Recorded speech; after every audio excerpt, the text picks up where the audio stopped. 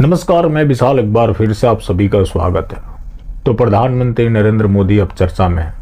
हालांकि चर्चा में कब नहीं होते, लेकिन कल जो उन्होंने भाषण दिया है उसकी चर्चा हर तरफ हो रही है, क्योंकि भाषण तो अच्छा ही देते हैं और वो भाषण इस तरह से देते हैं कि सामने वाला को तो बेशक मजाक बना दे, लेकिन उसकी हकीकत में जाए तो उनका खुद का मजाक बन रहा होता है। ऐसा ही कुछ कल पार्लियामेंट में हुआ और फैसला लाल चौक में होगा किसने अपनी मां का दूध पिया।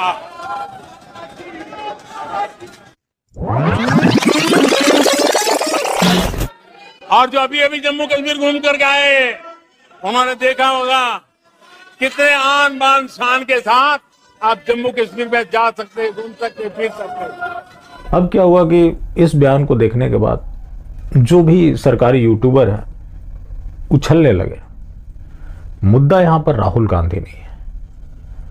आपने कश्मीर का जिक्र किया तो आपको समझना पड़ेगा ये दावा करने से पहले कि वहां सब कुछ शांति है, कि उस कश्मीर में एक्चुअल में क्या हो रहा है और आपके साथ क्या है, कि आप डिनायल मोड में हैं। जैसा कि आप लोगों की ये फितरत रही है। जो अच्छा हो रहा हो उसके लिए जिम्मेवार आप हैं, कुछ गलत हो रहा हो तो वो जिम्मेवारी नेहरू के ऊपर डाल देंगे। अब कश्मीर की जो इन्होंने जिक्र किया कि वहां पर शांति है, कोई भी जाकर फ्रीली घूम सकता है। अब मेरा सवाल ये है कि जो कोई भी बड़ा नेता हो किसी भी पॉलिटिकल पार्टी का, उसको कहीं कोई खतरा नहीं है। खतरा किसको है? आम लोगों को। वहां पे आईपीएस की हत्या हुई, हेमंत कुमार लोहिया की। क्या हमारे प्रधानमंत्री ने टारगेट किलिंग का टी भी बोला? रजनी बाला की हत्या हुई जो कि गवर्नमेंट टीचर थी। राहुल भट्ट की हत्या हुई, अजय पंडिता की हत्या हुई, विजय कुमार की हत्या हुई, बिहार के 2 मजदूरों की हत्या हुई, और ये टारगेट किलिंग लगातार चल रहा है। पहचान कर मारा जा रहा है। ज्यादातर मामलों में कश्मीरी फ्रीडम फाइटर करके कोई संगठन है, वो उसकी जिम्मेवारी लेता है। लेकिन तृप्तिकरण का आलम यह है कि ये उसका नाम तक नहीं ले सकते। ये लोग पाकिस्तान के माथे खेलते हैं। अब जब वो संगठन खुद जिम्मेवारी ले रहा है, लेकिन आपको तृप्तिकरण करना है और आपका जो भरोसा जीतो अभियान चल रहा है उसमें कहीं बाधा ना आ जाए, इसलिए आप लोग सच बोलने के लिए भी तैयार नहीं है। जब आप लोगों से पूछा जाता है तो उसको आप रणनीति बताते हैं। जो काम आपको नहीं करना है वो चीज आप लोग रणनीति के ऊपर डाल देते हैं कि वो अगर हम बता देंगे तो क्या होगा। तो आपने आज तक जो जो नहीं बोला, कौन सा ऐसा काम किया, उसका एक रिपोर्ट कार्ड जारी करना चाहिए। अब देख लीजिए खुद। माइनॉरिटीज पे टारगेट किया जा रहा है, उनको मारा जा रहा है, तो सर इसके सिलसिले में क्या क्या डिसीजन लिए गए हैं, कुछ बता पाएंगे सर? स्पेशली ड्रोन का जो थ्रेट है उसे टैकल करने। सरदार जी, ये डिसीजन अगर मैं बता पाऊंगा तो उनके लिए क्या बचेगा भैया? क्या सवाल पूछेगा? अमित शाह हैं और मनोज सिन्हा, क्या कोई दिनी विभाग से जुड़ा हुआ मामला होता तो इस तरह से ठहाके निकल रहे होते? नहीं निकलते। प्रधानमंत्री एक मामले में भी कुछ बोलने के लिए तैयार नहीं है, क्योंकि प्रधानमंत्री अगर बोल देते हैं तो वो सच्चाई सामने आ जाएगी और इनको स्वीकार करना पड़ेगा। लाल चौक का जिक्र किया कि वहां फैसला होगा, उसके बाद वो एक पुराना वीडियो भी सामने आया। आदरणीय अध्यक्ष जी, पिछली शताब्दी के उत्तरार्ध में मैं भी जम्मू कश्मीर में यात्रा लेके गया था और लाल चौक में तिरंगा फहराने का संकल्प लेकर के चला था। और तब आतंकवादियों ने पोस्टर लगाए थे, उस समय, और कहा था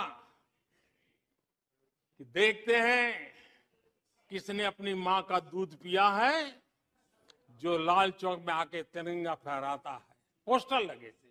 और उस दिन 24 जनवरी थी, मैंने जम्मू के अंदर बड़ी सभा में कहा था, अध्यक्ष जी मैं पिछली शताब्दी की बात कर रहा हूं, और तब मैंने कहा था और तब मैंने कहा था आतंकवादी कान खोल करके सुन ले। उस दिन मैंने कहा था आतंकवादी कान खोल करके सुन ले। 26 जनवरी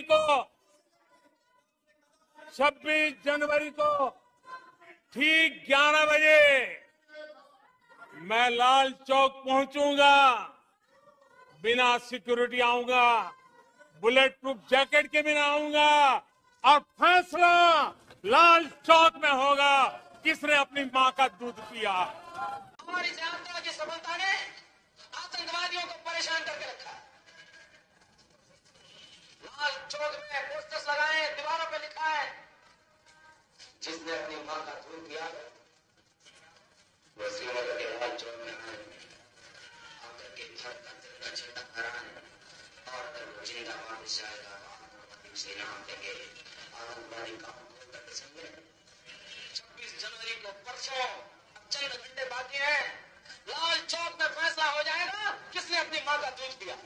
जब ये 1992 में लाल चौक गए थे झंडा फहराने, लेकिन यहाँ सवाल ये है कि क्या आम लोग वहाँ सुरक्षित हैं? आप किसका मजाक बनाते हैं, किस तरह के वहाँ पर ठहाके लगते हैं? बाकी आपकी एक भीड़ है जो पार्लियामेंट ही नहीं हर जगह बैठी हुई है, मोदी मोदी मोदी जयकार लगाने वाले।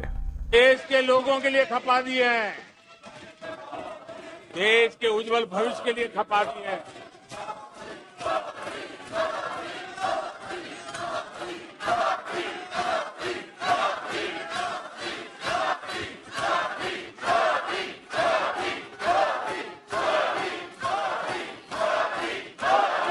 वो जयकार लगाएंगे क्योंकि आपको प्रसन्न रखना है। अब इनके जैकेट को लेकर भी चर्चा हो रही है कि जो आप पानी के बोतल फेंक देते हैं उसको रिसाइकल करके जैकेट बनाया गया।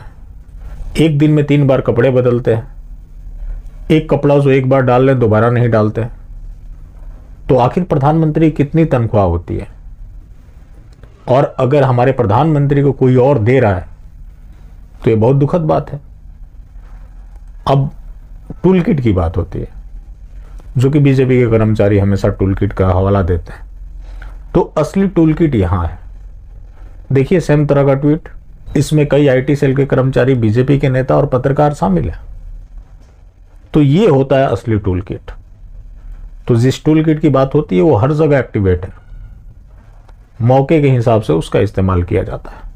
अब ये जो हाफ जैकेट पहन कर गए वो रिसाइकिल किए हुए बॉटल का है। अब ये एक सबसे बड़ा न्यूज है कि उन्होंने क्या पहना है, क्या इसमें खास है, कश्मीर को लेकर वो कितना भ्रामक दावा कर रहे हैं, उसके ऊपर कहीं कोई चर्चा नहीं है। मीडिया बस जय जय के नारे लगा रही है। और पार्लियामेंट में जो इनके नेता कर रहे हैं और मीडिया कर रही है, इसमें कहां अंतर है। 2024 का चुनाव आने वाला है। चुनाव से पहले आप देखेंगे कि एक बड़े टेरर नेटवर्क का खुलासा होगा, उसके निशाने पर बीजेपी आरएसएस के बड़े बड़े नेता होंगे। तो बीजेपी आरएसएस के बड़े बड़े जो नेता हैं, जैसे कि मोदी हो गए, भागवत हो गए, इन्होंने कौन सा ऐसा काम किया जो मजहब के खिलाफ है?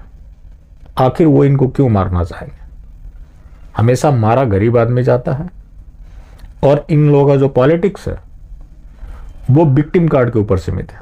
जैसे कि हर चुनाव में आप देखें, जब ये गुजरात के सीएम थे और आज प्रधानमंत्री भी है, चुनाव से पहले एक बड़े टेरर नेटवर्क का खुलासा होगा और ये निशाने पर होंगे। तो ये पूरा एक पैटर्न बन गया। चलिए, बाकी जिंदा रहें तो फिर मिलेंगे और मिलते रहेंगे तो जिंदा रहें। मिलना जुलना जारी रखें, लेकिन हाँ, मास्टर स्ट्रोकवादी बिल्कुल भी ना हो।